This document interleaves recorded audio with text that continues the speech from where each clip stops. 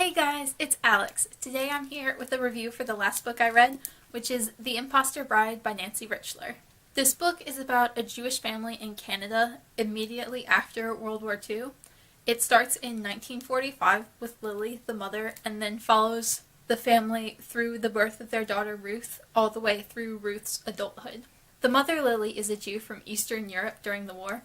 She wound up stealing an identity and fleeing first to Israel and then to Canada with the intention of marrying a man she never met. At the train station, the man decides that he doesn't want her, and then his brother decides that because of the shame and his regret for his brother's decision, he marries Lily. The story then follows Lily in the 2 years after they were married, from the time she meets Nathan up through about the birth of her daughter.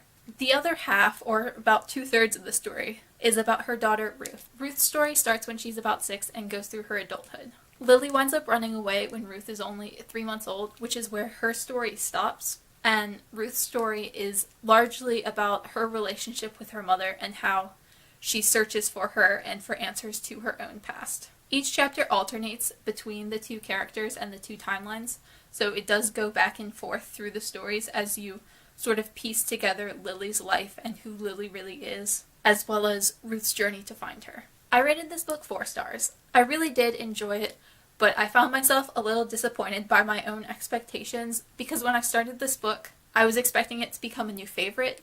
It reminded me a lot of The Unseen World by Liz Mort, which I gave 5 stars earlier this year, in that it is about a child searching through the past of a parent who can no longer answer questions for them. I really was hoping that this book was going to be a favorite like that one was, and it was very good, but it wasn't quite that level of amazing for me. It is a multi-generational story, which I love. I adore when there are stories about families that cover multiple generations, as this one does. This one alternated between POVs.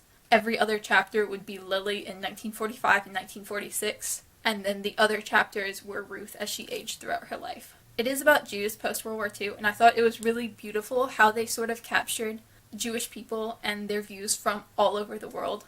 Because this is set in Canada, Lily is one of the only Jews who actually lived through the Holocaust in Europe. I don't believe she was ever in a concentration camp, but she was in Europe. The grandmother, who was Lily's husband's mother, came over from Russia much prior to World War II, and Nathan was born in Canada. And there are other Jews in the story, some who immigrated from Austria before the war, others who came in other places, and it tells all of their stories and how they all have different viewpoints and different feelings.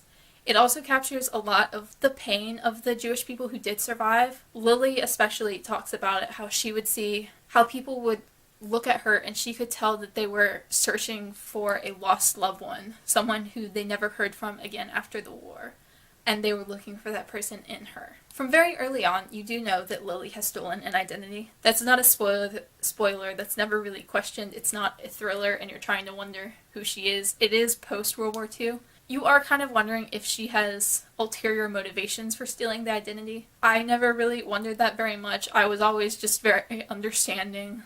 And a lot of the characters throughout the book are very understanding, like, oh, that's not her real identity. Well, okay, she was escaping from Europe after World War II.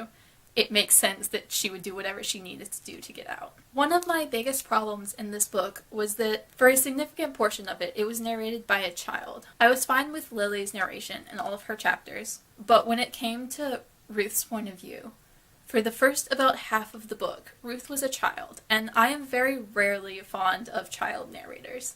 Even when they're written well, they kind of get on my nerves, and it takes a lot for me to be interested in them. I think this book was saved by the fact that Ruth is a child for only about a quarter of the book. She is a child in the first half, but again, half of that are her mother's chapters, so there's only about a quarter of the book from the point of view of a child. And she ages throughout the book, so at some point she does get into her 20s and 30s and became a much more interesting character to me. Not that she wasn't as a child, there was nothing wrong with that. I really don't like reading first-person narrations from children. It's just something I'm never fond of. This book was also incredibly slow.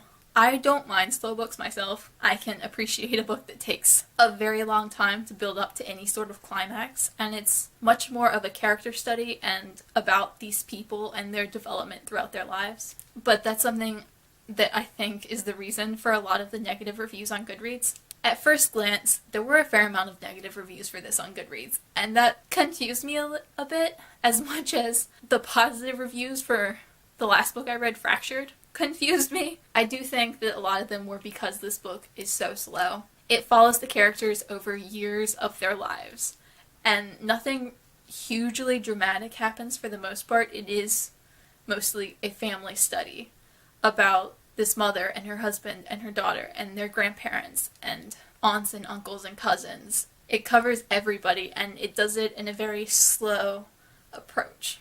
I also sort of wish that the ending was different than it was. I didn't hate it. It was something that I had very mixed feelings about. I sort of, at one point, began to expect it, not in like a, oh, I called the ending way, because this isn't a book where that really matters, since it is like just following the character's development. It wasn't necessarily unsatisfying, but it wasn't really satisfying either, and I found myself wishing that it had gone a different way. It was not as good as the rest of the book. Although I really did enjoy the epilogue at the very end. I thought that was one of my favorite parts of the book. It was incredibly interesting. I really would recommend this book for people to read. I gave it 4 stars. I thought it was incredibly well written, incredibly interesting. It's a very unique look at the lives of Jewish immigrants post-World War II, some of them who experienced Hitler's purge through Europe, and some of whom only watched from afar, and some of whom had family members who were there but weren't necessarily there themselves. The collection of all of these characters' stories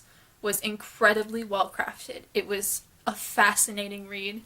It's not one of my favorite books, and I did really hope that it was going to be a favorite going in, but it's a very worthwhile read, and I would highly recommend this, especially to anyone who read Liz Moore's The Unseen World, because I think this has a lot in common with it in terms of character development and a daughter searching through the history of a parent that she doesn't understand and that has lied to her. Also, for anyone who enjoys World War II books, I think this is a really interesting take on life immediately after World War II for those who were both directly and indirectly impacted by it. I feel like I gained a lot of insights that aren't necessarily shocking, but that I hadn't previously thought about. It was really interesting and a very slow build, but I just appreciated this book all around. I thought it was really lovely, and to anyone who this sounds interesting to, I really recommend you picking this up because I found it a very worthwhile read. Let me know down in the comments if you've read this book, and if you did, what you thought of it.